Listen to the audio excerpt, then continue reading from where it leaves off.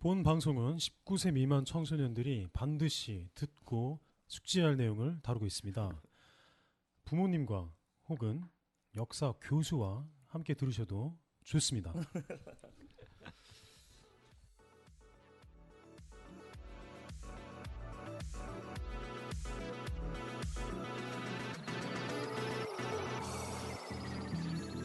자, 청취자분들 3부가 될지 4부가 될지 편집 어떻게 하느냐에 따라서 뭐 바뀌겠지만 다음 화 시작해보겠습니다. 지난 업데이트 에피소드에 이어서 깝스님, 바레님, 뒤늦게 등장하신 급등장 자준님 막 스튜디오 난입해 막 이런 게 원래 묘. 그렇지. 뭐 생방송 공중파에서는 절대 있을 수 없는 뭐 재밌었어요. 몰래 온 손님. 몰래 온 손님. 우리 방송 몰래 오고 싶으신 분들 뭐 자주님의 이 돌발 행동 참조하세요. 몇 시인지 어딘지 알아내면 뭐 할 수 있는 거 아니야? 그죠. 관심을 가지면 그렇죠. 돼요. 관심을 그래. 한번 그런 돌발 행동 환영합니다. 그리고 이제 깡님 그리고 깡님한테 캐스팅 당한 친구 우리 샤이님이 계시고 깝스님이랑 이번 방송에서는 좀 얘기를 하고 싶어요. 저랑 뭐 여기저기 클럽을 쏘다니면서 철부자치 철딱 쏘는 짓을 하고 다녔던 전 20대 후반이고 깝스는 20대 초반에 깝스군이 막 해병대 갔다 와서 해병대는 괜찮잖아. 해병대 갔다 와서 오랜만에 만났는데 만난 것도 제가 홍대에 무슨 강의 들어갔는데 거기 돌아다니고 있더라고 이놈이 형뭐 이러고 뭐 그렇게 알게 됐었고 그리고 야광 쇼를 듣더니 굉장히 공감을 해줬어요 이 친구가. 그래서 만나서 술을 한번 진하게 마셨는데 제가 생각했던 것 이상으로 굉장히 야광 기술의 본질을 아주 잘 이해해주고 있더라고요. 너무너무 재밌었습니다 이 친구와의 대화가. 제 방송에 제가 고마워하고 있어요. 어떻게 보면 그냥 세이 굿바이도 상관없는 사이잖아 우리가. 무슨 사귄 것도 아니고 그렇죠. 사귈 것도 아니고 학교 뭐 동문도 아니고 그런데 이 친구의 몰랐던 면을 또 알게 된 게 또 참 재밌더라고요. 그게 깝수군이 야광 기술에서 좀 흥미를 가졌던 게 뭐가 있을까요? 글쎄요. 일단 제가 흥미를 가지고 있는 건 당연하게도 미술인데 그 미술에는 사실 성과 연결된 부분이 굉장히 많이 있다고 저는 생각을 하거든요. 네. 근데 그런 뭐 성적인 그런 그림들이라든지 이런 게 굉장히 우리 역사와 굉장히 많이 공감되는 부분이나 뭐 똑같은 부분이라고 얘기할 수 있을 정도로 많이 있었고 제가 뭐 여러 책을 읽고 또 그림의 그런 평론들을 보면서 이렇게 생각할 수도 있지만 내가 생각하는 것처럼 이렇게 생각할 수도 있겠구나 라고 생각을 하게 된 게 되게 많았죠. 야광 기술을 들으면서. 그 뭐예요? 그러니까 그게 뭐냐면요. 그 뭐냐고. 나도 궁금해요. 그거 말해줘야지 궁금하세요? 그거를. 그 예를 들어서 시몬과 보부아르? 푸데론가 아무튼 뭐 그런 게 있어요. 그게 어떤 그림이냐면 어떤 노인에게 그 어떤 한 여자가 가슴을 다 풀어 헤치고 젖을 먹이고 있는 그런 어떤 건지 알 것 같다. 본 것 근데 같아요. 이게 그 우리나라 국보 1호가 뭔지 아시나요? 우리나라 국보 1호? 네. 남대문? 뭐지? 그 남대문이라고 하지만 우리 정식 명칭은 흥인지문이죠. 네. 그 흥인지문처럼 그 그림도 그 어느 나라인지는 지금 정확하게 기억이 안 나는데 치면 나오거든요. 네이버에. 여러분 동대문 아니야? 찾아보세요. 네, 그럴 거예요. 숭례문이 남대문이고. 아 그렇죠. 이거 숭례문이죠. 우리 존나 무식한 새끼들. 죄송합니다. 창피하다 진짜. 이러면 안 돼. 자주 네가 틀렸을지도 몰라 지금. 너무 확신하지 마. 그러니까, 지금 제가 틀린 것 흥인지문은 같아요. 동대문이라고. 그래? 이거 너무 확신하지 마. 숭례문인 것 같습니다. 족밥 될지 몰라 우리 다. 이러면 안 돼. 숭례문이 불탔던 거잖아. 씨발 이거 헷갈려. 우리나라 국보 1호가 불탔다고 해서 제가 빙신이네요. 우리 다 병신 될 수 있어. 나 됐어 씨발. 나 이 사람들이랑 방송해야 돼? 그 그림 제목이 시몬과 페로. 네. 루벤스. 네, 루벤스. 그래서. 근데 그게 이제 국가명이 정확하게 기억이 안 나는데 그게 그 나라의 국보가 되어 있어요. 근데 그게 어마어마한 의미를 가지고 있더라고요. 찾아보니까. 근데 그 의미가 뭐냐면 그 노인은 그 여자의 아버지예요. 근데 그 아버지가 그때 당시에 유럽 정세는 굉장히 이제 뭐 마녀 사냥이니 뭐니 이러면서 남성의 권리를 굉장히 끌어올리는 격상시키고 있는 시대였어요. 그런 시대에 그 할아버지가 여성의 권리를 주장을 하고 똑같은 동등한 권리다 이거부터 시작을 해서 굉장히 자유를 외쳤던 사람이에요. 근데 국가가 그 사람한테 내린 형벌은 굶어 죽는 형벌을 내렸어요. 누구한테 형벌을 내렸다고? 그 시몬한테. 그러니까 그 자유 투사한테 굶어 죽는 형벌을 내린 그림 거예요. 제목이 시몬과 페로인데 네. 그 시몬이라는 사람이 있어? 실제 그게 인물? 실제 인물. 아 네. 그래 오케이. 그게 이제 역사화인데 그 할아버지가 이제 굶어 죽게 되는 그런 상황인데 딸은 그걸 못 바라보잖아요. 그래서 자기 가슴을 풀어헤쳐서 젖을 먹여요. 친딸? 네, 친딸이. 야, 그런 의미. 재밌는 그림이네. 네. 근데 이게 뭐 듣는 여러분은 이제 생각을 할 때 이게 뭐가 섹스랑 연관이 있냐?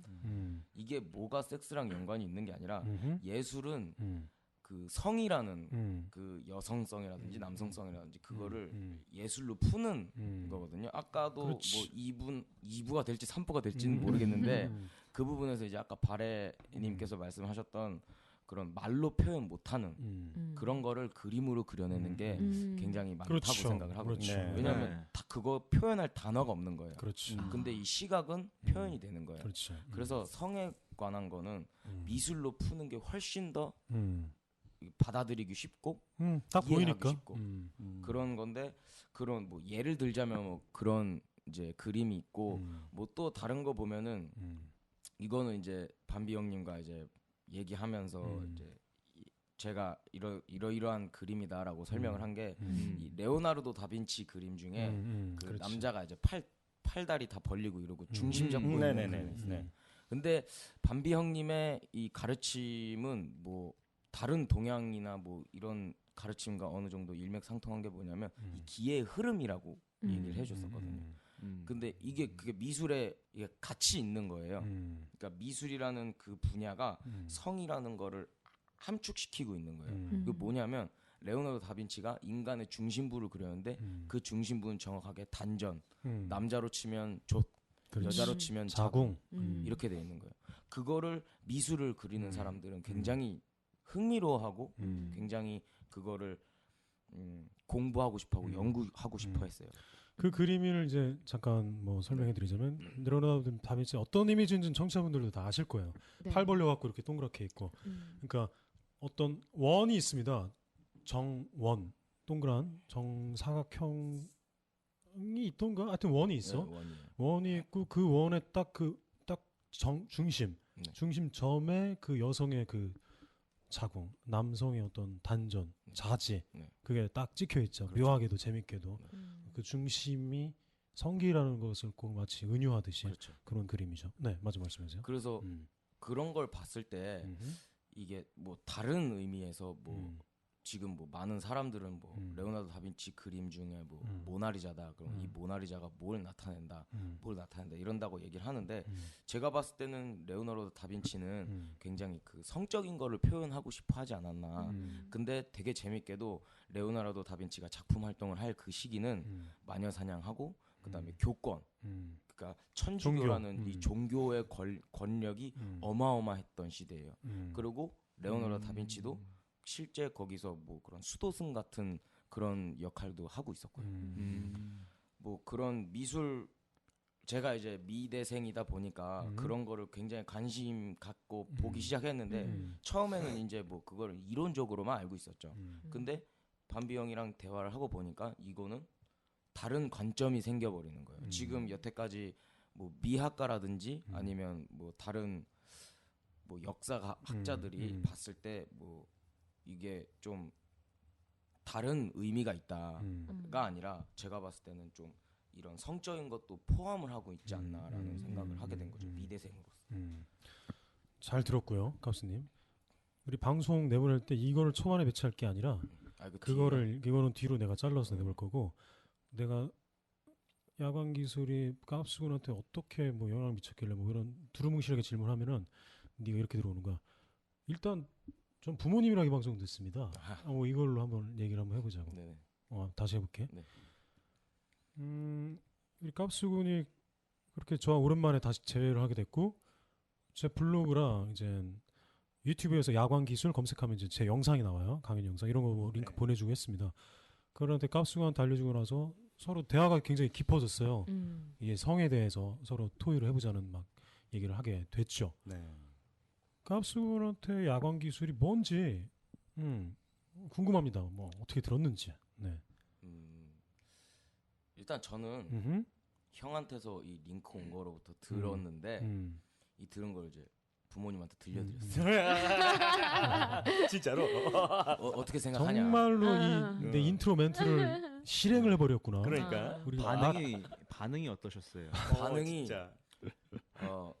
이거 여러분들이 들을 때는 어떻게 생각하실지 모르겠는데 저희 이걸 진짜 부모님이랑 들으셨어? 어마어마하게 긍정하시는 오, 거예요. 긍정. 이게 이야. 왜 그러냐면 저희 아버지가 이렇게 쉽게 얘기를 하셨어요. 야, 이거는 기술이 아니다. 이건 지혜다.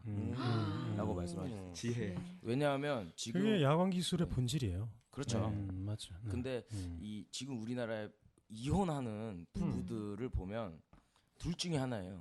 돈이 없던가 섹스를 못 하던가. 딱 두 개입니다. 이야. 정말 이거는 뭐 폐부를 찌르는 그러니까 대한민국 정곡이죠. 가족 문화의 폐부를 찌르는 그렇죠. 돈보다 섹스를 못해서 슬프다. 헤어지는 경우가 많을 거예요. 진짜로? 그렇죠. 네. 돈 그게 아닐까요? 성격 차이. 커요. 성격 차이. 그리고요. 나는 이유로. 그리고 돈이 없으면은 섹스를 못 하게 될 수도 있어요. 돈 버느라고 연결이 안 될 수가 없습니다. 연결고리가 있죠. 돈과 섹스는 모든 기타 모든 요소들과 다 결합이 되고요. 돈과 섹스가 결합이 되면 정말 그거는 어떻게 한번 방향을 잘못 잡혀지면은 뭐 이런 거죠. 부부가 사는데 단칸방에 살아요. 네네. 내 애를 키워. 네. 섹스를 해야 되잖아요. 어떻게 섹스를 해요? 애 울고 뭐 애 봐줄 사람도 없고 모텔 잡아야 되는데 모텔 하루 잡는데 얼마나 비싼 줄 아세요? 좀 괜찮은 데 잡으면 15만 원이에요. 좀 그럴듯한데. 네. 일주일에 4번 가봐. 60이야. 60이면은 그 방세 아니에요? 어떻게 보면? 그러니까. 등골 휘어요. 그렇죠. 이 구조 자체가 어떻게 섹스와 성과 어떻게 뗄래야 뗄 수 없는 그런 관계에 있습니다. 돈과 섹스와. 그렇죠. 이거를 왜 연결이 되는지 반비용 혹시 아세요? 왜 연결이 되죠? 이게 저희 아버지가 얘기해 주죠. 들어봅시다. 이 돈은 얘기가 이렇게 가야지. 돈은 식욕이에요. 그게 무슨 얘기야? 인간한테는 두 가지의 욕구가 있거든요. 그게 이제 의식주를 해결하는 모든 거를 식욕이라고 해요. 내가 필요한 거예요. 식욕. 그 다음 가장 큰 다른 이제 반대편에 있는 욕구가 성욕이거든요. 결부가 될 수밖에 없어요. 이 한쪽에 균형이 떨어지잖아요. 그렇지. 그러면 다른 한쪽이 영향을 존재할 수가 없어요. 같이 올라가는 거예요. 근데 이 부부 생활이라는 거는 이 두 개가 어느 정도 궁합이 맞으니까 부부가 되는 거거든요. 근데 이 부부가 됐는데 돈만 보고 결혼을 했을 때 섹스를 못 해. 그러면은 이혼 요구 사항이 될 수 있는 거예요. 이혼 사유예요. 사유예요. 법적으로. 예. 법적인 사유가 되는 거예요. 그래서 저희 아버지가 판단하셨을 때 저한테 이렇게 말씀하셨어요. 이게 지혜다. 이게 지금 뭐 우리나라에서는 뭐 기독교니 뭐니 이런 것 때문에 이게 좀 배척당하고 이럴지 몰라도 이게 기본 부부 생활을 하는 데 있어서 가장 좋은 정보 중 하나다라고 말씀을 하시더라고요. 좋은 평가해 주셨네. 그렇게 얘기를 들으니까 저는 처음에는 이게 뭔 개소리를 하고 있지 생각을 했어요. 이 방송을 들었을 때 아버님 말씀이 아니라 야광 기술 아버님 들었을 생각이 때 아니라 제가 그랬어요. 이게 뭔 반비용 개소리야. 뭔 소리 하는 거야 이거. 아니, 이 새끼들 모여갖고 뭐 하는 거야 저거. 가르칠 거면 제대로 가르치든가. 그러니까. 아니면 리뷰 네가 단 거 아니야? 그래요? 여자의 뭐 그런 그 경험담을 이끌어내려면 자기 경험담을 먼저 얘기를 하고 얘기를 꺼내게 하든가. 근데 이건 밑도 끝도 없이 여자 경험부터 꺼내게 하고 자기는 숨기고 있고 이건 개소리인가 라는 생각을 했는데 아버지가 그렇게 얘기하니까 이게 웃긴 게 원래 이게 젊은 세대들이 이걸 이해하고 아버지한테 알려줘요. 그러니까 우리 집은 그 반대로 돼요. 중력이 뭐 거꾸로 작용하는데. 내가 하늘로 올라갔어. 그럼 아 그래요? 그렇게 생각하세요? 이랬어요. 그랬더니 그럼 엄마 그러고 이제 아 그렇구나 하고 밤에 어머니 공부하고 와서 엄마. 엄마를 들려줘. 끝내주는데 니네가. 이렇게 얘기하면 좀 그런 문제가 뭐 생길 수도 있는데 저희 어머니 교회 선생님이십니다. 그것도 중고등부 선생님입니다. 가장 중요한 시기에 그죠. 제가 엄마를 앉혀놓고 일장 연설을 했습니다. 봐라 엄마 지금 여기서도 이렇게 얘기를 한다. 이게 엄마가 애들 교육을 시켜야 된다. 이게 종교를 떠나서 이거는 교육이 들어가야 걔네들이 남자를 구분하는 눈이 생길 거고 그 다음에 그런 남자들을 구분하는 눈이 생기면 성폭행률도 적어질 거다라고 얘기를 했어요. 그러니까 따지고 보면 미술학도가 보고 미술학도가 성에 관심이 이게 아니라 가장 기초적인 게 해결이 되는 거예요. 왜냐하면 지금 우리나라는 뭐 성폭행범이 존나게 많잖아요. 그렇죠. 근데 그게 법률적으로 강하지도 않죠. 그렇죠. 근데 네. 그 법률을 정하는 거는 정부인데 그렇지. 그 정부의 모든 이들은 다 교회 다녀요. 웬만하면 교회 다니지. 그러니까 죽일 수가 없는 거야. 죽일 수가 권력과 종교의 어떤 뗄래야 뗄 수 없는 관계죠. 뭐. 그렇게 되면 안 되는데. 근데 또 이건 또 이견이 또 많을 것 같기는 해요. 이견이 많은 많은 건데. 주제로. 깝수군의 생각이었습니다. 그렇죠. 이건 제 생각인데 그래서 제 어머님한테 생각은- 들려드렸어요. 그렇게 얘기를 했더니 엄마가 찬찬히 들으시더라고요. 엄마의 반응도 조금 재밌어요. 그래요? 뭐였죠? 그래 이렇게 교육을 시켰어. 그럼 얘들이 뭘 하고 다니냐 얘기를 했어요. 제가 당연히 뭘 하겠냐. 얘들도 섹스를 할 의무가 있다. 의무예요 또? 생각을 해보세요. 애를 안 낳아. 그러면 그 국가적 손실이잖아요. 그러네. 이게 섹스를 할 줄 알고 자기가 즐길 줄 안 다음에 그 다음에 이제 우리는 이제 애 가져도 돼. 그럼 이제 애를 갖는 거예요. 그게 과정 프로세스인데 무작정 지금 샤샤님처럼 그런 걸 잘 모르고 그런다 치면 이게 정작 애 낳을 때는 뭘 어떻게 해야 되는지 모르는 이게 섹스에 대한 뭐 클리토리스가 어떠니 내 보지가 뭐 어떻게 생겼니 뭐 이런 정확한 지식이 있어야 그 다음 행동이 옮겨지는 거거든요. 근데 이 말을 지금 엄마가 하셨어요. 와우. 그걸 너한테 말씀해 주신 걸 너가 그러네 너한테? 이러면서 이런 프로세스에 대한 설명을 해주셨다는 얘기네요. 네. 기본적인 이 시스템을 근데 알고 어떻게 가야 가족 된다. 분위기가 어떻게 그렇게 그러니까. 화목하냐? 이거는 깝스님은요? 이거는 지금 제가 얘기를 하고요. 네. 나중에 잘라달라고 부탁을 할 수도 있어요. 그래? 저희 집은요. 온 가족 할머니를 제외한 온 가족이 섹스를 하다 걸린 집입니다. 그래요? 어머니 아버지도 하다가 저한테 걸리고요. 무슨 재미였어요? 이제 잘 모르시니까 정상이겠죠. 그럼 깊숙한 건 물어보지 마세요. 가족 프라이버시입니다. 그리고 너는? 저는 이제 니는 어떤 체위로 걸렸어? 집에 여자를 데려온 거 아니야? 예, 집에 여자를 데리고 가서 하고 있었어요. 반피 같은 새끼. 몇 안 되는 케이스예요. 이게 이거 쉽지 않아요. 집에 여자 데려온 거. 저희 집은 주말에 빕니다. 그래요? 그래서 교회 가시니까. 아니요. 아닌가? 그건 일요일이고요. 일요일. 토요일 날은 이제 주로 이제 부모님이 뭐 그런 나쁜 뭐 스와핑 이런 게 아니라 그러니까 가족들끼리 그러니까 부부 동반 여행을 가거나 이래요. 그래서 좋네. 저녁에 들어오세요. 좋다. 네. 굉장히 건전하게 사시는 거죠. 아직도 섹스를 하시고. 그건 너무 좋아요. 네. 아직도 섹스를 하세요? 그러니까 서로 사랑을 한다는 말이거든요. 그렇죠. 그게 참 좋았는데 어쨌든 저는 여자를 데리고 이제 할머니도 큰 고모네 가 계시고 엄마 아빠 없다. 찬스. 전화했어요. 와라. 오더라고요. 내가 왜 불렀는지 알겠냐? 안 돼요. 뭐 이제 쉽게 말하면 이제 그 섹스 프로세싱이 들어간 거예요. 쫙 들어가 하는데 그 한 9시 반쯤 됐어요. 원래 한 11시쯤 들어오시거든요. 그 시간 계산 다 해놓고 보내려고 하고 있는데 지금 막 엉덩이 흔들고 있어. 씨발. 흔들지 말라고요. 그런데 막 하고 있는데 뭐 톡톡톡톡 소리가 들리는 거야. 이게 뭐야? 그래도 이제 저는 이제 조금 굉장히 조심스러운 애라 방문도 잠갔죠. 저희 집은 방문을 안 잠가요. 네. 뭐 제가 딸친다 그러면 아버지 어머니가 안 들어오세요. 엄마 나 딸칩니다. 그러지 마세요. 일어나봐. 얘기해요. 야 진짜? 진짜? 와. 진짜 신기하다. 건들지 마라. 야동 볼 거다. 야. 그러면 이제 집안인데? 아세요. 뭔 말하는지 아세요. 그리고 목욕탕을 가면 아버지랑 항상 섹스 얘기도 하고. 야광 과적인데? 근데 이거는 좀 급이 다르잖아요. 그러니까 딸 치는 거랑 진짜 섹스하는 거랑 집에서 그것도. 근데 이제 부모님은 이제 자기 집이라는 생각이 강하기 때문에 내 집에서 그러면 안 된대요. 너는 나가서 해라. 우리야 내 집이니까 내가 여기서 하지. 넌 나가라 해요. 근데 쥐가 뭔데 들어와서 하고 있냐. 심지어 안방에서 했어? 아니 안방에서 제 방이 있는데. 또 저는 좌식 생활을 사랑해서 요를 깔고 하는 애입니다. 똑똑똑 하는 거예요. 그러니까 이제 문이 잠겨 있으니까 이 새끼 딸치나 보다 생각을 하셨겠죠. 똑똑했는데 원래 딸치다가 오셨구나 하고 이제 정리하고 이제 나가거든요.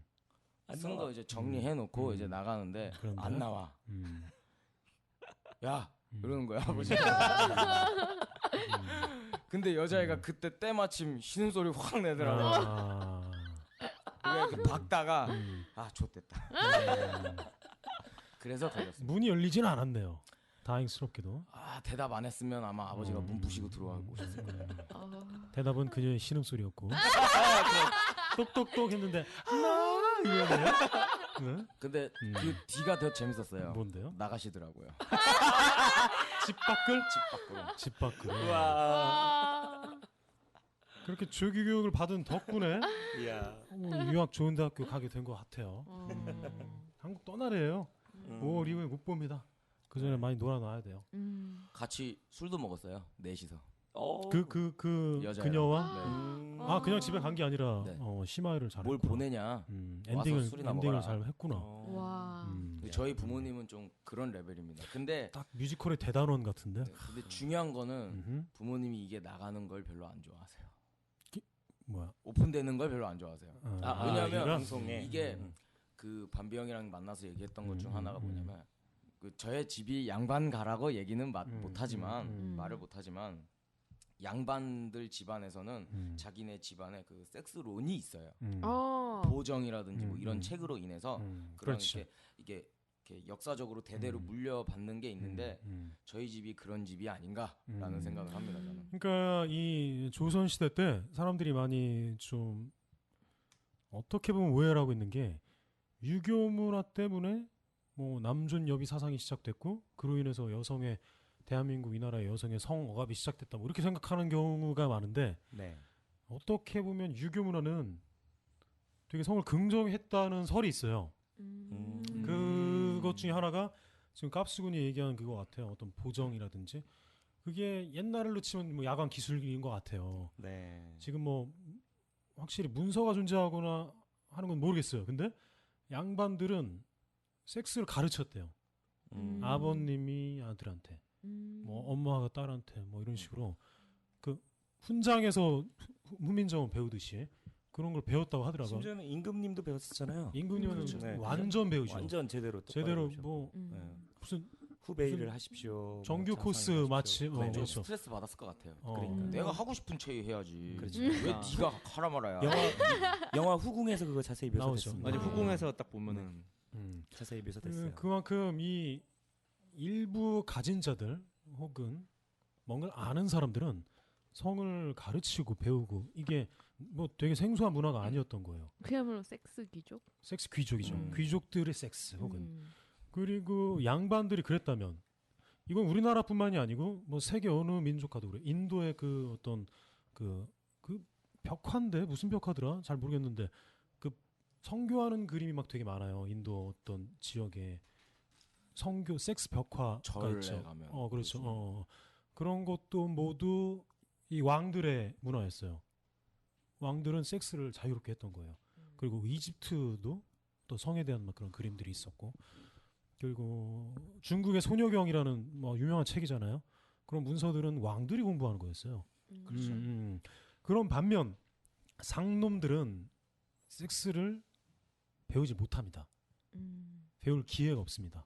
그냥 알아서 배워야 되고 알아서 해야 되는 개념이 되는 거예요. 그러다 보니까 그렇죠. 이제 거기서 이제 굉장한 아이콘이 나오는데 이게 이제 병강수예요. 그렇죠. 병강수는 대물의 어떤 캐릭터죠. 그리고 쉬지 않고 밤새 방사를 하는 사정을 하는 캐릭터인데 이제 섹스에 대한 교육이나 섹스에 대한 지식이 없으면 그렇게 어떤 수학적으로 대물이거나 아. 자지가 크다는 건 수학의 개념이잖아요. 뭐 하루에 막 5번 6번 싼다. 우리 자주님의 주특기. 그렇게 되는 겁니다. 교육이 없으니까 섹스의 본질을 모르니까 그냥 그런 횟수로 따지는 거예요. 여자랑 몇 번을 했는지, 몇 시간을 했는지, 네. 얼마나 세게 할 수 있는지, 체위를 몇 개를 구사하는지, 뭐 이런 개념으로 넘어가는 거죠. 이제 양반의 섹스와 이제 어떤 평민. 서민들, 평민들. 뭐 또 심하게 하면 상놈의 섹스가 그렇게 분류가 되는 거죠. 귀족들, 양반들, 왕들은 그렇게 섹스 안 했습니다. 변광세 섹스 안 했습니다. 그 기본적으로 이 여성에 대한 존중이 들어가 있더라고요. 이 대화하는 것부터 시작을 해서 저희 집은 그런 집은 아니지만 그 왕들이 부인을 대할 때, 양반이 부인을 대할 때 다 존칭이에요. 모든 말이 존칭. 왜냐하면 동등하다라고 생각해요. 그래서 부잖아요. 유교 문화가 그랬다고 하더라고. 네. 서로 그래요? 뭐 하우하고 반말 안 하고 원래 뭐 그랬다고 하더라고. 부인 뭐 그렇죠. 하시겠소. 네, 그래서, 예. 예. 그래서 제가 그게 왜 지금 우리나라가 이렇게 성을 부정하고 왜 드러내지 못하고 속으로만 하고 제가 신동엽의 색드립을 별로 안 좋아하는 이유도 그거예요. 신동엽의 색드립이 항상 섹스를 시도하거나 섹스를 실패합니다. 그 기본 구성이 그래요. 네. 그리고 신동엽 자체가 인터뷰에서 자신의 성생활에 대해서 얘기한 적이 단 한 번도 없어요. 난 그게 되게 이상하던데? 왜? 이거 신동엽 아저씨가 들어야 돼. 이게 들어야 돼. 왜 그걸 묻는 기자가 없다면 그 기자들이 병신인 거고. 그걸 물었는데 신동엽이 전 제 섹스 생활에 대해서 밝히지 않습니다. 라고 했다면 그거 어떻게 보면 좀 모순이라고 볼 수 있지 않을까요? 모순이죠. 모순이라고 봐요, 저는요. 신동엽의 섹스가 전 항상 궁금하거든요. 안티 느는 소리 들린다 지금 막. 어쩔 수 없습니다. 왜냐면 야광쇼 안티 느는 소리 들린다. 어쩔 수 없습니다. 아싸. 제가 안티를 너무 좋아하기 때문에. 난 신동엽 팬인데 막. 저 이번까지만 하고 빠질라니까 알아서들 하세요. 100만원치 양병술도 아니고. 아니 10만 안티 양병. 샤샤님 신동엽은 어떻게 섹스할지 안 궁금해요? 신동엽 뒤치기 어떻게 할지 신동엽 보빨 잘할 것 같거든 나는. 난 궁금합니다. 신들린 못발. 신동엽은 무슨 체위 좋아할까? 저렇게 색드립을 잘하는 남자라면 좀 궁금합니다. 근데 어떤 정보를 봐도 그런 인터뷰를 한 적도 없고 밝힌 적도 없어요. 그러니까요. 신동엽은 데뷔 때부터 자기는 섹스 코미디 하고 싶다고 대놓고 얘기를 했습니다. 그런데 전 그런 게 신동엽의 섹스드립 자체도 그렇게 긍정적으로 보이지가 않는 거예요. 네. 그래서 이게 어디서 유래된 건가 항상 궁금했는데 우리 깝스군이 이런 유교 문화에 굉장히 정통하더라고요. 역사에 대해서. 네. 정통까지. 정통까지요, 이 인간이. 그래요? 의외네. 클럽에서는 정통이 과찬이십니다. 아니었어요. 지금 클럽에서는 야매. 클럽에서는 이리저리 막 그냥 까이고 막 축구공이었죠. 오늘 그랬던 친구가 죄송합니다. 의외로 뭐 이런 귀여운 면이 있어가지고 그 얘기 한번 좀 해줬으면 좋겠어요. 자, 우리 한반도는 삼면으로 둘러싸인 한반도는 어떤 그 원유가 역사를 거슬러 올라가면은 고조선 시대죠. 고조선이 우리의 어떤 조상들이고 뭐 단군 신화가 고조선 시대 신화 아니겠습니까? 네. 그러니까 계속 거슬러 올라가는 거예요. 고조선이 어디서 왔을까? 그 문화가 이런 걸 따져보는 게 중요한 것 같아요. 여기서는 이제 설이 굉장히 많기도 하고 하는데 이 문명의 이동은 언어의 이동이라고 말을 할 수가 있거든요. 그래요? 네. 근데 이제 교착 언어를 쓰는 나라는 뭐 많겠지만 다른 나라도 많겠지만 이렇게 그 흐름이 있어요. 근데 그 흐름이 쭉 흘러가다 보면 이제 그게 수메르 문명까지 올라가거든요. 근데 그 수메르 문명에서 그 조금만 밑으로 내려가면 우리나라랑 똑같은 교착 언어를 쓰는 나라가 있어요. 그걸 이스라엘이라 그래요. 그래요? 네. 그 국가에 이스라엘 말로 히브리어로 아빠가 뭔지 아세요? 바로는요? 모르겠는데. 이런 얘기 나한테 안 잘 해줬잖아. 몰라요. 그 비밀이니까. 여기 와서 썰을 털라고 내가. 처음 얘기가 막 나오는데? 오케이, 그래서. 우리나라 아버지는 아빠라 그러죠. 이스라엘에서는 음. 아바라 그럽니다. 아바. 엄마는 뭐라 그럴 것 같아요? 어마. 어머. 네, 어마. 어마. 이스라엘이 그래요? 네, 오빠예요. 음. 이렇게 말이 교착 언어는 이런 동질성이 굉장히 크거든요. 그런 문화권에서 왔어요. 그래서 이제 뭐 알타이 우랄 산맥을 넘어서 우랄 알타이족이네 뭐 이러면서 쭉 내려와서 한 국가를 형성하게 되는데 그게 한이라는 국가예요. 우리 대한민국의 그 한자 있잖아요. 대한민국. 그 대한이에요.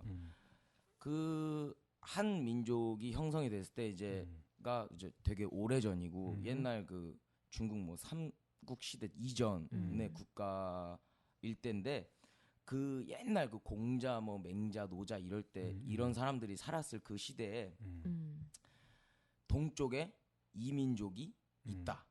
근데 그 동이 민족한테 가서 우리는 문화를 배워왔다라고 그게 있대요. 이거는 이제 저희 아버지한테 들은 바를 얘기를 하는 건데 저희 아버지는 많이 공부를 하셔서 이걸 알고 계시더라고요. 근데 그 동이 민족이 뭘 우리들한테 가르쳤냐? 음주 가무와 풍류를 가르쳤답니다. 그러면 제일 좋아하는 건데. 이게 노는 거 쉽게 말해서 연도로 쾌락은 치면 쾌락. 약 6,000년이래요. 6,000년 근데 전. 그 6,000년 정도 되는 그 이건 제가 세운 가설인데 그 전에 음주 가무와 풍류를 즐기는 민족이었으면 섹스를 모를 리가 없잖아요. 당연하죠. 술을 먹어요. 옆에 있는 여자가 못생겼는데도 이뻐 보이거든요. 그러다 보니까는 섹스를 당연히 즐기게 되는 거라고 저는 생각을 하거든요. 그리고 음주 가무를 그렇게 잘 즐기던 민족이 왜 이렇게 됐냐는 저도 모르고 형도 모르고 그 누구도 몰라요. 왜? 일본이 잘라 먹었잖아요. 그게 있거든요. 근데 참 그런 거를 그 역사를 지금 여기 와서 야광 기술에서 이렇게 털자고 보면 열 받아요. 손이 막 불불 떨릴 정도로 열이 받는 게 우리나라는 거의 5,000년짜리 반만 년짜리 역사를 가지고 있는데 그게 단 20년 만에 잘려버리잖아요. 그러면은 그 전에 있던 그 섹스라는 이 컨텐츠, 섹스라는 뭐 우리나라 말로 하자면 이 씹, 그렇지. 씹의 역사가 끊긴 거예요. 씹문화가. 네. 따지고 보면 그렇게 되는 거잖아요. 근데 이 섹스가 문화가 발전하면 절대 발전하지 않으면 절대 나올 수가 없는 맞아요. 그렇습니다. 그런 섹스란 건 이른바 시간이 많아야 되고요. 돈이 많아야 되고 모든 조건이 의식주가 갖춰졌을 때 그 다음에 섹스로 넘어가는 거고. 그렇죠. 요 댓글 달아주셨잖아요. 리뷰 어떤 분께서. 솔직히 저 지금 방금 그 우리 깝스님이 얘기하는 게 아버님 얘기라 제가 반박을 안 했을 뿐인데 아버님을 가르쳐 주셨다니까. 근데 깝스님의 생각 얘기를 들으면서 씨발 존나 약한데 근거가 너무 약한 것 같은데 이런 생각을 좀 사실은 좀 했거든요. 어떤 학술적 근거 자료를 제시하는 것도 아니고 그래서 그냥 제가 인터넷에 한번 뒤져봤어요. 그랬더니 술의 기원에 대한 역사를 한번 술의 역사 이렇게 뒤진 거예요. 지금 스마트폰을 왼손에 쥐고 계십니다. 딱 뒤졌더니 술의 역사는 옛 문헌에 따르면 신화적인 내용으로 따져보면 인류보다 원숭이나 동물들이 먼저 술을 마시기 시작했다고 합니다. 이런 내용이 나오네요.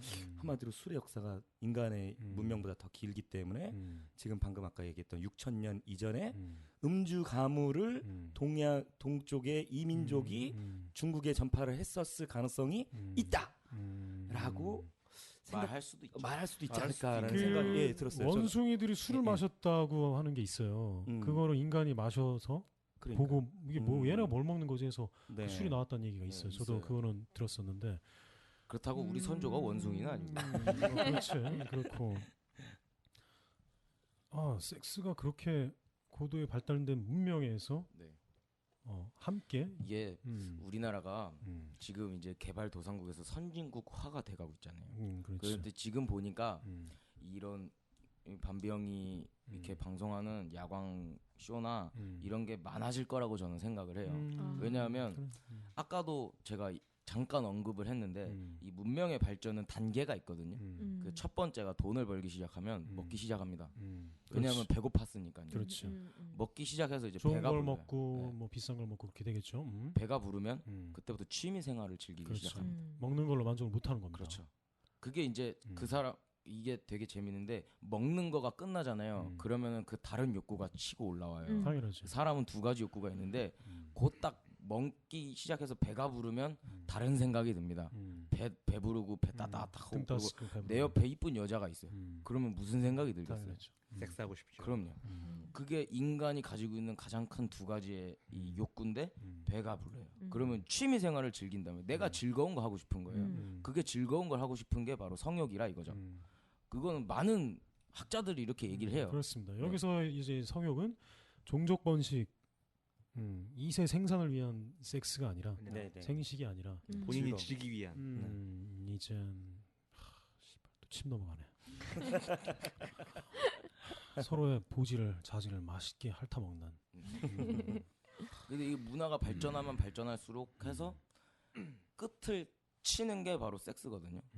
그래서 그 어원도 어디선가 들은 것 같은데 아무튼 오르가즘도 그런 어원에서 태어난 걸로 알고 있어요. 저도. 그래서 저도 이거 배운 다음에 승마장애를 잘 안 갔었어요. 겨울 내내 좀 춥고 그래서. 근데 이거 배우고 계속 훈련하고 나서 승마장 오랜만에 갔었는데 이게 더 상위 개념이잖아요. 그런 스포츠 취미보다 섹스가. 섹스가 그렇죠.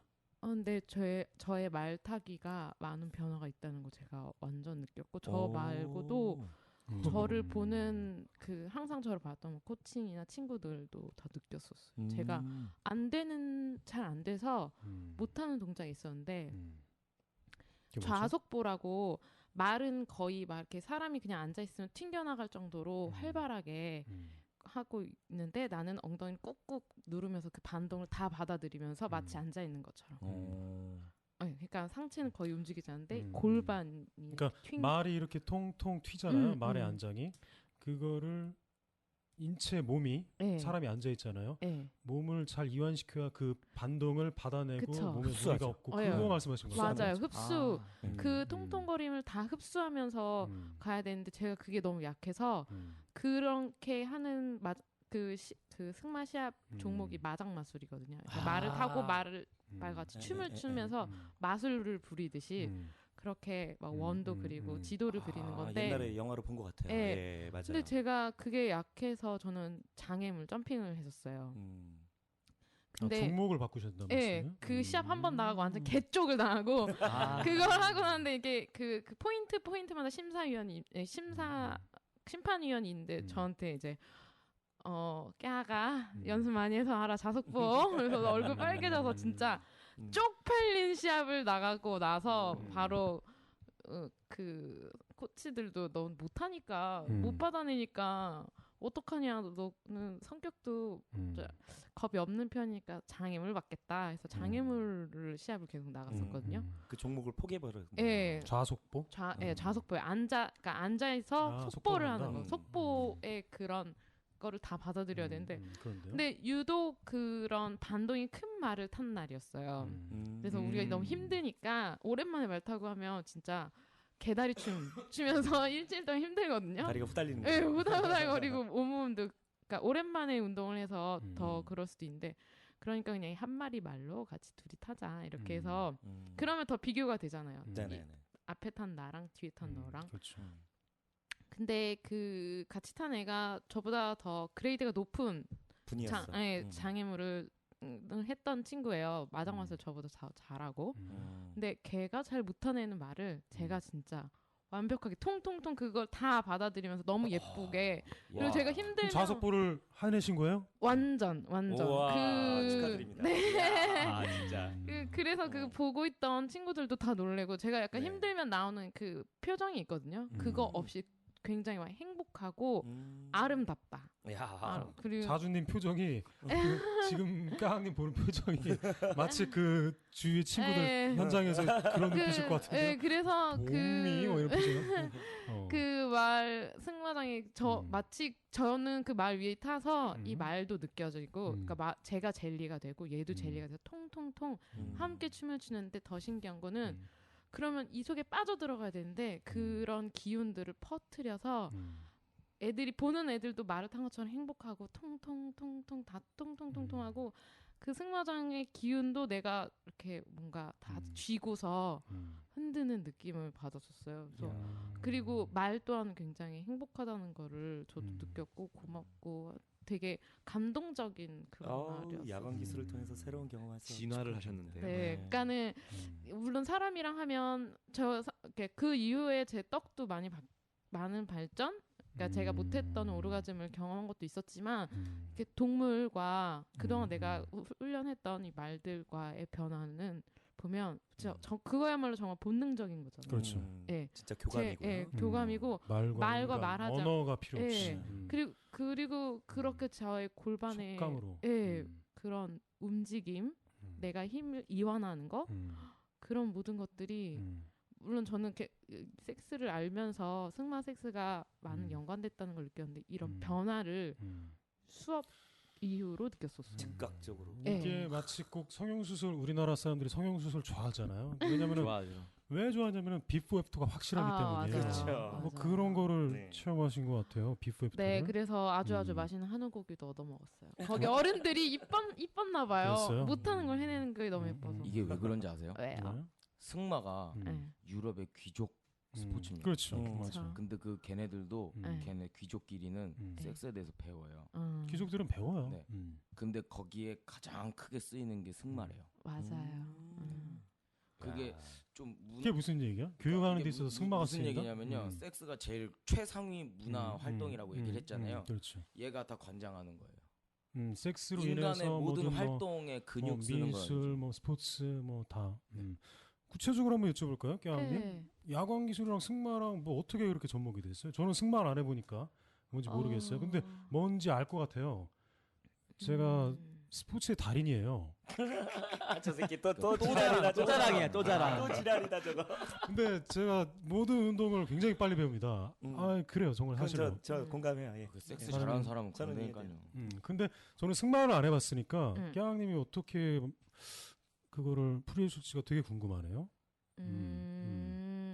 우선은 말을 타기 전에 말의 컨디션을 제가 잘 확인을 해야 돼요. 왜냐면 일주일 동안 운동을 안 할 수도 있고 그런 거를 캐치하는 거, 그러니까 말의 그 근육을 이렇게 빗질을 하면서 그런 거는 원래 하셨던 거 아닌가요? 아, 그렇죠. 제가 야광 기술에서 빗질을 가르쳐 드리진 않거든요. 그게 안 됐던 게 왜 되는 걸까요? 제일 큰 건 이완. 이완이었던 것 같은데. 전에는 이완이 안 됐던 거고요.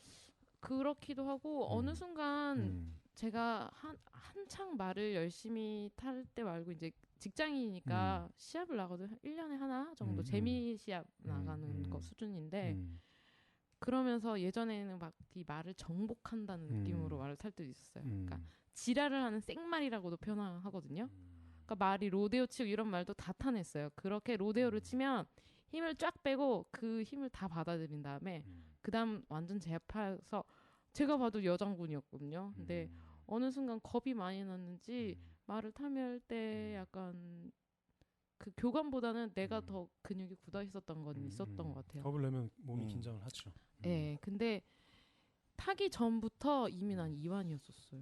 그 마음가짐도 있던 것 같아요. 내가 제가 체육 전공자지 않습니까? 그렇죠. 네, 그래서 체육학적으로 보면 이완이 매우 중요한 개념입니다. 야광 기술의 제가 핵심의 호흡이라고 말씀드렸잖아요. 네, 그렇죠. 더 들어가면 이제 이완이에요. 이완, 몸에 힘을 빼는 거죠. 그렇죠. 되게 쉬운 것 같죠. 어렵죠. 말도 안 됩니다. 네. 최고의 신체 능력이 이완 능력이에요. 그럼요. 예. 그게 되지 않으면 그 어떤 운동도 달인이 될 수가 없고. 제가 K-팝 스타 또 예를 들 수밖에 없습니다. 박진영 심사위원께서 항상 어깨에 힘을 이렇게 아시죠? 양 어깨를 이렇게 내리시라고. 박진영 씨는 제가 볼 때 야광 기술을 아시는 분이에요. 아, 그럴 것 같아요. 네. 근데 그분은 미간이 이완이 안 돼. 그거 박진영 씨도 스스로 힐링 캠프에서 얘기했어요. 요즘 그래요? 미간이 힘들어간다고. 그래요? 본인 스스로가. 아셨구나. 인지하고 계셔요. 왜 모르겠어요, 박진영 씨가. 그럼요. 그분 아실 거예요. 되게 죄송한데 박진영 씨한테 되게 죄송한데 왜 그런데 이혼을 하셨을까요? 그 뭔가가 있는 거지. 그분만의 뭔가 심리적인 긴장 요소가 있는 거지. 죄송합니다, 박진영 씨. 네, 힐링 캠프 저 보니까 알겠더라고요. 제가 마누라면 이혼하겠더라고요. 왜요? 그분의 삶이 그 자신의 꿈과 목표를 향해서 일직선이에요. 올고지셔. 그러니까 당연하지. 나의 사랑이 그 자신의 꿈과 어떤 이상에 꽂혀 있고 주변 지인과 가족, 그러니까 가족에게 영향을 미치기가 좀 어려운 그런 구조를 좀 갖고 계신 것 같아요. 이건 그냥 제 생각이니까요. 근데 아마 박진영 심사위원 그분도 공감하시지 않을까 생각이 드네요. 박진영 그분께서 섹스면에 있어서 뭔가 지금 매너리즘에 빠져 있다면 그건 아니야. 그거 말고 그냥 자신의 모든 생각들이 노래, 음악, 대한민국 음악, 그 음악이 세계화시키는 네. 이쪽으로 완전히 꽂혀 있어갖고 다른 쪽으로 둘러볼 여력이 없는 거예요. 여자의 관심을 줄 수 있는 여력이 안 되는 거죠. 그래서 아마 이혼하시지 않았을까라는 그러니까 생각이 이제 제가 신동엽 씨의 섹스력이 궁금했듯이 박진영 씨의 섹스 실력이 궁금한 거예요. 예, 그래요?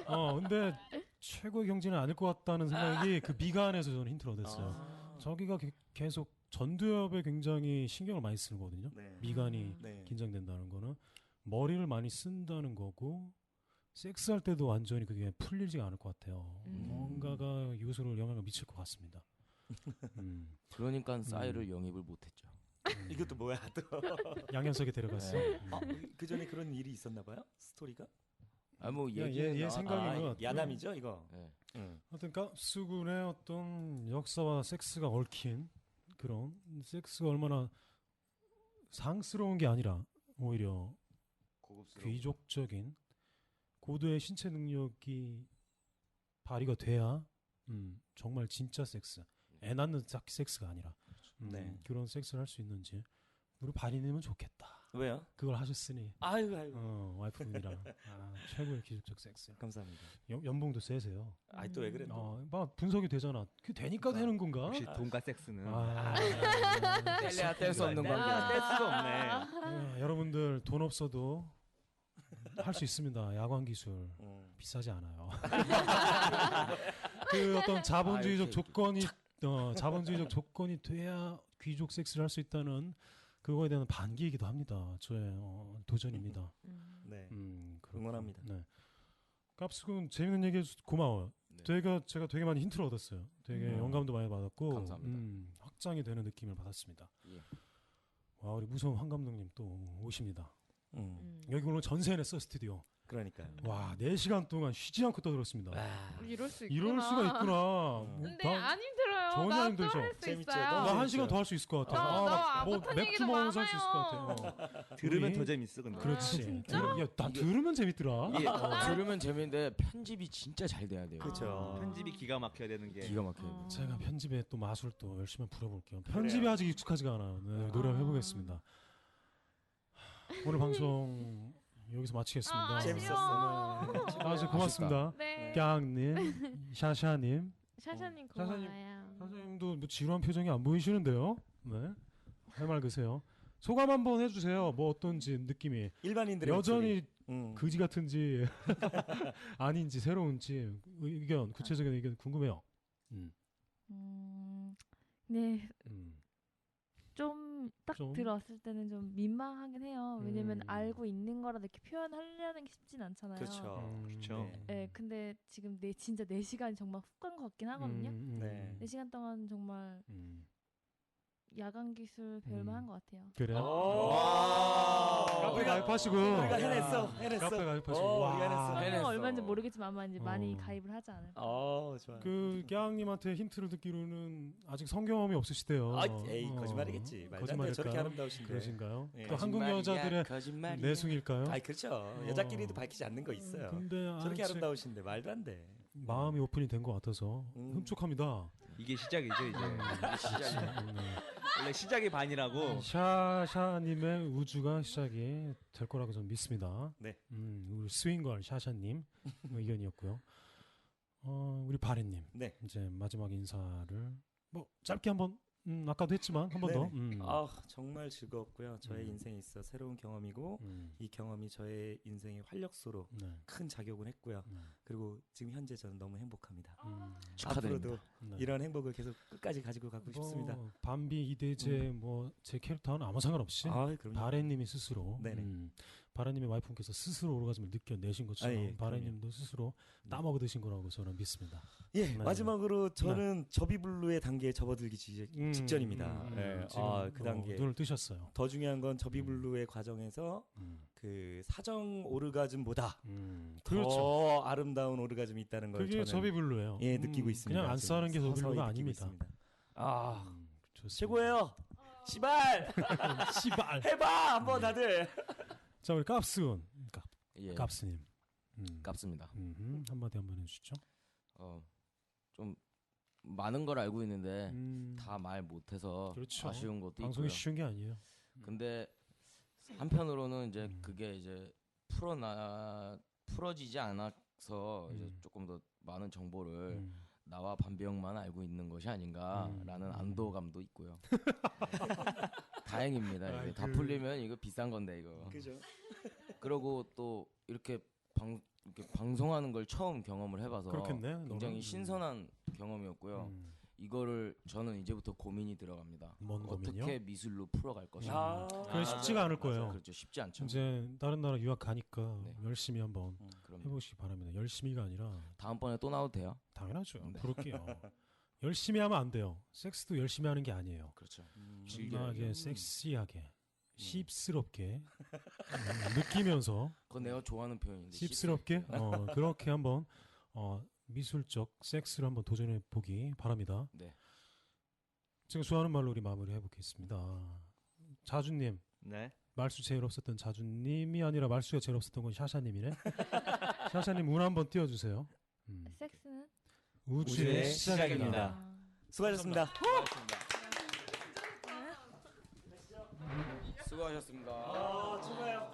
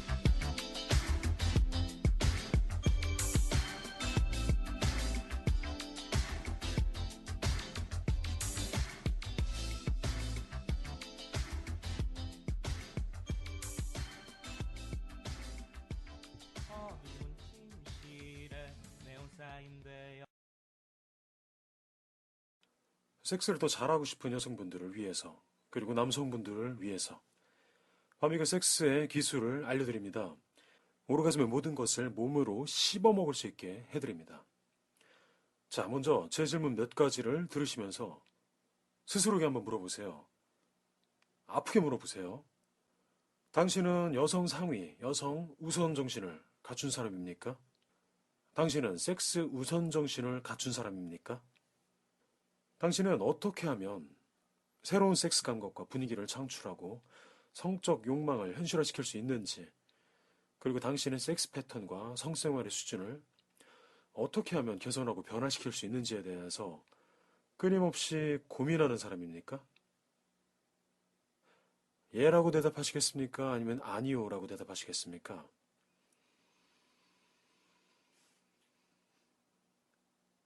당신은 낡고 고루한 한국 사회의 성적 보수성에 휘말리지 않고 남몰래 자기 자신의 육체적 매력과 쾌락을 증대시킬 수 있는 방법을 지속적으로 은밀하게 연구하고 공부하는 사람입니까? 예, 혹은 아니요 라고 대답하시겠죠? 이 세 가지 질문 중 어느 하나에 대해서라도 예라고 대답한 당신, 제가 환영합니다. 그리고 아니요라고 대답한 당신이라도 환영합니다. 당신은 이미 야광 기술을 손에 쥔 사람입니다.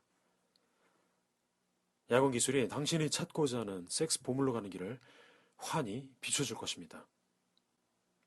오늘날 한국 문화는 세계 시장의 중심이 되고 있습니다. 그리고 한국 사회 곳곳에서 혁신적인 섹스 사고방식이 탄생하고 있습니다. 낡고 병든 보수적인 성관념의 파수꾼으로 남을 것인가? 혹은 새로운 문화, 새로운 언어, 새로운 섹스와 감각의 개척자가 될 것인가? 여러분들은 선택의 기로에 서 있습니다. 지금부터 2달 후에 혹은 1년 후에, 3년 후에, 10년 후에 당신과 당신 애인은 어떻게 변화할까요? 그때도 당신은 지금처럼 연애 지배자로서의 위치를 구가할 수 있을까요? 아니면 새로운 매력과 감각을 계속 탄생시키는 강력한 어린 청춘들에게 패권을 내어주고 말까요? 인문학의 정수, 인문학의 에센스가 바로 섹스입니다. 섹스와 오르가즘이 빠진 인문학 공부는 그냥 데이터에 불과합니다. 머리에 든 게 많은 사람들은 남자든 여자든 매력이 하나도 없어요. 그건 전부 욕심이거든요. 행동하는 사람들이 섹시합니다. 야한 사람들은 행동합니다. 데카르트는 틀렸어요. 생각만 하고 고민만 하면 존재할 수 없습니다. 행동을 하면 됩니다.